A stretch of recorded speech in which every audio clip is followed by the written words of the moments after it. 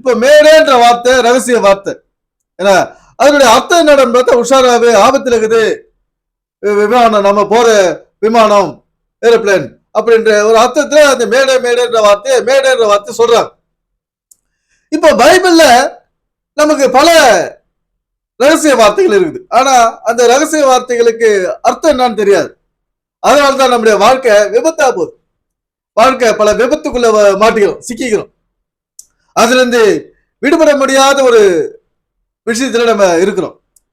இப்போ பைபிள்ல பல வார்த்தைகள் இருக்கு, புரியாத வார்த்தைகள். இப்ப பரலோகம்னா அது எங்கேயோ இருக்குது அப்படின்னு நினைச்சுக்கின்னு அது ஒரு புரியாத புதிரான வார்த்தைகளாவே இங்க நம்ம பேசின்னு இருக்கோம், சொல்லின்னு இருக்கோம்.